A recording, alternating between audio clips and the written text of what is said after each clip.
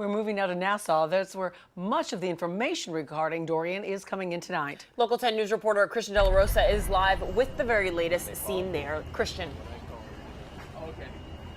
I can tell you the U.S. Coast Guard has saved about 200 lives, just over 200 people they have rescued. They've been focusing on the injured, the crippled, the people that saw the roofs fall on top of them, the ones that are coming in with fractures, that have medical conditions. Their staging area is just down the block here. And behind me, what you see, this is the work of volunteers, organizations that are coming together, and they themselves have saved hundreds of lives. From the littlest to people in wheelchairs, days after Hurricane Dorian destroyed parts of the Bahamas. Everything that I have in Abaco is gone. I don't know how my rent is going to be paid. I don't know how I'm going to afford schooling. I don't know how I'm going to find food. Megan Boodle is a college student in Nassau.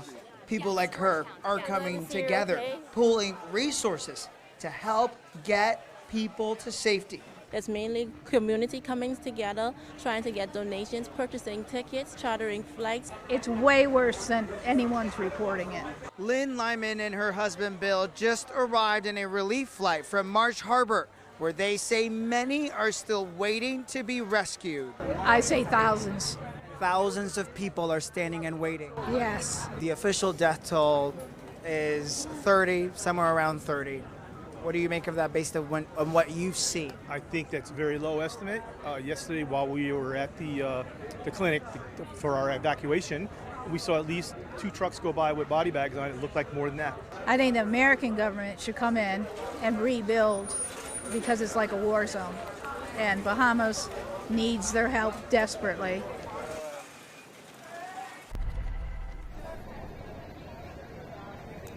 Back out here live, I can't tell you. I mean, the U.S. Coast Guard is here. They've been here, but for so many, they simply just can't move fast enough. And so when we talk about organizations and volunteers, we're talking about people with money, people that can get a plane, get it to where all of these people are in Grand Bahama and the Abacos, and get them here to safety. They fly them here just on the other side of this hangar.